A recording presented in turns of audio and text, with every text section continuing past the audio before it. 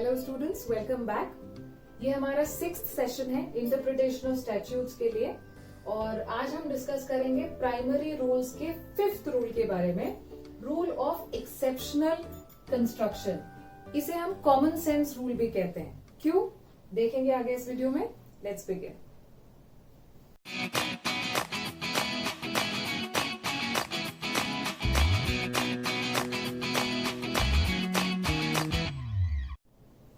So let's begin. Rule of exceptional construction, इसे हम common sense rule भी कहते हैं। क्यों? क्योंकि इस रूल ऑफ इंटरप्रिटेशन में इंटरप्रेट करते वक्त या लॉ को कंस्ट्रक्ट करते वक्त कॉमन सेंस अप्लाई करना है। अब किन सिचुएशंस में ये कॉमन सेंस रूल अप्लाई होता है? ये होता है इंटरप्रेट करने के लिए किन वर्ड्स को, कुछ कॉमन वर्ड्स हैं यहाँ पे हमने जो लिस्ट किए हैं बोर्ड में, इन वर्ड्स को जब हम अंडरस्टैंड करते हैं या कंस्ट्रक्ट करते हैं तो कॉमन सेंस अप्लाई करना है। कैसे? एंड और मे, शाल और मस्ट। अब एंड क्या है? एंड को हम जनरली कंजंक्टिव वर्ड की तरह देखते हैं, मतलब वो वर्ड जो दो सेंटेंसेस को या दो अलग वर्ड्स को ज्वाइन करता है। तो एंड क्या करता है? दो वर्ड्स को या दो सेंटेंसेस को ज्वाइन करता है। सो इसीलिए हम क्या कहेंगे यहाँ पे, both the provisions are applicable या both the words are applicable. कैसे? जैसे कुछ सिचुएशंस में या कुछ प्रोविजंस में कंडीशंस दी गई होती है।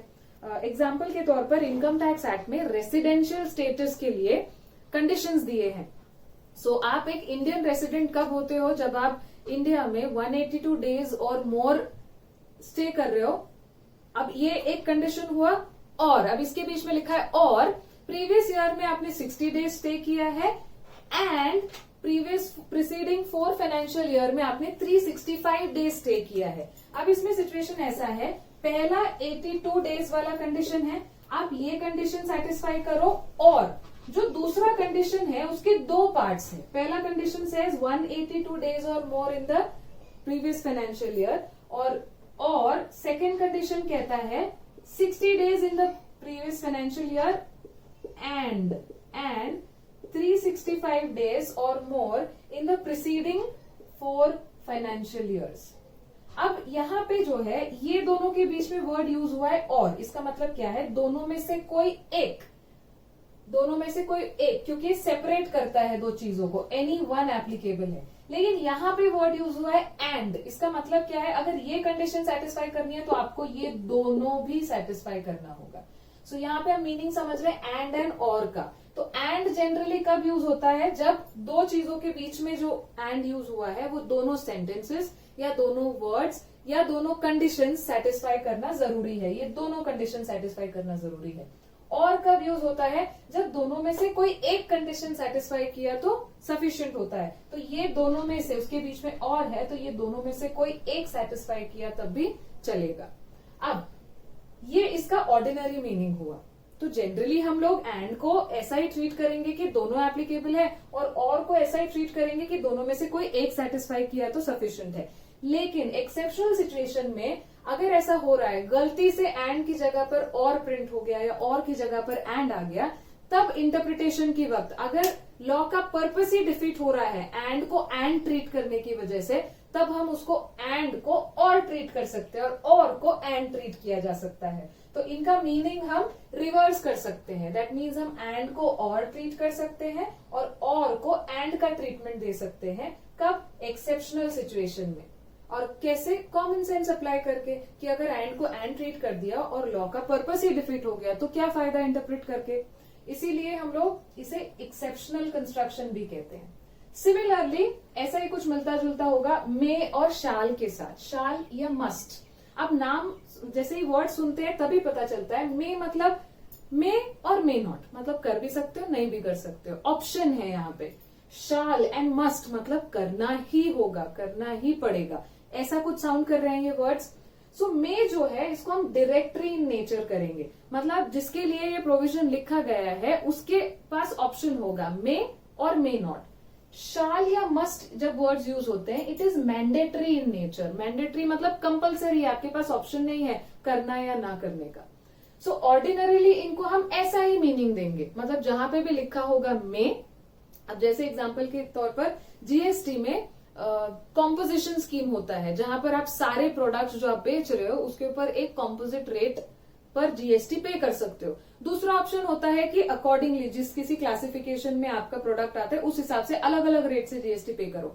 सो ऑप्शन प्रोविजन क्या कहता है, the assessee may choose the composition scheme. तो मे लिखा है, इसका मतलब मे चूज और मे नॉट। सो मे और मे नॉट। लेकिन जब जीएसटी भरने की बात आती है तो the assessee shall collect the GST and पे इट टू द गवर्नमेंट। अब यहाँ पे शाल बोला है तो आपके पास ऑप्शन नहीं है कि मैं कस्टमर से मैंने जीएसटी कलेक्ट नहीं किया तो मैं गवर्नमेंट को भी नहीं पे करूंगा, ऐसे नहीं है। वहां पे कंपलसरी है, आपको कलेक्ट भी करना है, आपको पे भी करना है। सो शाल एंड मस्ट जो है ये कंपलसरी है, मैंडेटरी नेचर वाले हैं। और मे जो है ये डायरेक्टरी वाले नेचर है, मतलब जिसके लिए वो प्रोविजन बना है उसके ऊपर डिपेंड करता है मे या मे नॉट करे या ना करे। अब ये इसका ऑर्डिनरी मीनिंग हुआ। लेकिन हम किस रूल की बात कर रहे हैं, एक्सेप्शनल कंस्ट्रक्शन या कॉमन सेंस रूल की बात कर रहे हैं। तो यहाँ पर एक्सेप्शनल सिचुएशन में हम इनके मीनिंग्स को रिवर्स कर सकते हैं। मतलब किसी प्रोविजन में अगर मे लिखा है पर अगर उसको मे ट्रीट करने की वजह से लॉ का पर्पस ही डिफीट हो रहा है तो हम उस मे को शाल की तरह ट्रीट करेंगे। मतलब हम मे लिखा है पर फिर भी उसे कंपलसरी मानेंगे।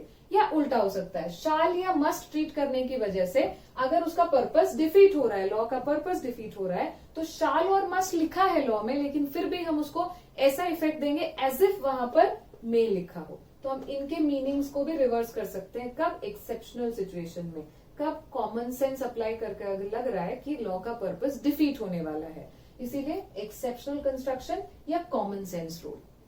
अब हमने दो नए वर्ड्स देखे, डायरेक्टरी एंड मैंडेटरी नेचर। अब मैंडेटरी ऐसा कब कहेंगे, कोई भी प्रोविजन मैंडेटरी हम कब कहते हैं, जब lapse of mandatory provision can not be कंडोन्ड।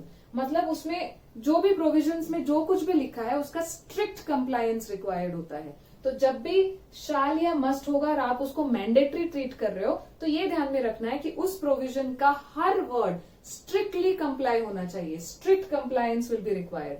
लेकिन अगर किसी प्रोविजन को आप डायरेक्टरी ट्रीट कर रहे हो, मे या मे की तरह जो वर्ड्स है तो डायरेक्टरी ट्रीट कर रहे हो, तो वहां पे सब्सटैंटिव कंप्लायंस इज सफिशिएंट। मतलब कंप्लाई तो करना ही है मे में भी, लेकिन सब्सटैंशियल कंप्लायंस भी कर दिया, 100% या स्ट्रिक्ट कंप्लायंस की जरूरत नहीं है, सब्सटैंशियल कर दिया तब भी सफिशिएंट है। अब एग्जाम्पल के तौर पर अगर किसी ऑफिस में फॉर्मल कपड़े पहनकर आना है, अगर ऐसा बोला गया कि फॉर्मल्स पहनने हैं, या कोई मैन्युफैक्चरिंग यूनिट है वहां का यूनिफॉर्म है तो यूनिफॉर्म पहनकर आना है। ऑन दी अदर हैंड अगर मिलिट्री फोर्सेस को यूनिफॉर्म पहनकर आना है या पुलिस फोर्सेस को यूनिफॉर्म पहनकर आना है, अब यहाँ पे दोनों को इंस्ट्रक्शंस मिले हैं कि यूनिफॉर्म पहनकर आना है। लेकिन आप ही सोचिए अगर किसी फैक्ट्री का, लेट्स से कोई एसी मैन्युफैक्चरिंग कंपनी है, उसके फैक्ट्री में वर्कर्स को यूनिफॉर्म पहनने का इंस्ट्रक्शन दिया है, तो क्या उतना स्ट्रिक्ट कंप्लायंस जरूरी होगा? जो कंपनी ने प्रोवाइड किया है वो कपड़े पहन लिए, सेफ्टी शूज पहन लिए, कुछ कैप या हैट दिया है वो पहन लिया, ग्लव्स पहन लिया, सफिशिएंट। अब उसके अंदर आप वॉच कौन सा पहन रहे हो या बेल्ट कौन सा पहन रहे हो, इतना स्ट्रिक्ट कंप्लायंस की जरूरत नहीं पड़ती। ये हमारा एग्जाम्पल हुआ डायरेक्टरी का, इतना स्ट्रिक्ट नहीं है। लेकिन अगर हम यूनिफॉर्म की बात कर रहे हैं आर्म्ड फोर्सेस या पुलिस सर्विसेज में, तो आपने देखा होगा उनके यूनिफॉर्म अगर पहन रहे हैं तो कट टू कट प्रोविजंस के हिसाब से होने चाहिए, जो इंस्ट्रक्शंस दिए हैं उसी हिसाब से, उन्हीं पर्टिकुलर टाइप के शूज पहनना जरूरी है, सॉक्स के तक कलर्स मेंशन्ड होंगे।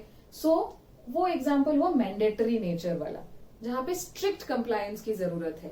ये डायरेक्टरी मीन्स कंप्लायंस तो करना है बट स्ट्रिक्ट कंप्लायंस की जरूरत नहीं होगी, सब्सटैंशियली कंप्लाई कर दिया तब भी सफिशिएंट। सो इस रूल में हमने क्या देखा, exceptional construction which means exceptional situation में होगा, और ये रूल अप्लाई करते वक्त कॉमन सेंस अप्लाई करना है। कहाँ देख, कैसे वर्ड्स, कौन से वर्ड्स कंसिडर होते हैं, एंड और मे या शाल जैसे वर्ड्स। ऑर्डिनरली हम उनको उन्हीं का मीनिंग देंगे, लेकिन एक्सेप्शनल सिचुएशन में जहां लॉ का पर्पस डिफीट हो रहा है हम उनके मीनिंग्स को चेंज भी कर सकते हैं। So this was exceptional construction. Next video में हम मिलेंगे with the next primary rule, adjustum generis.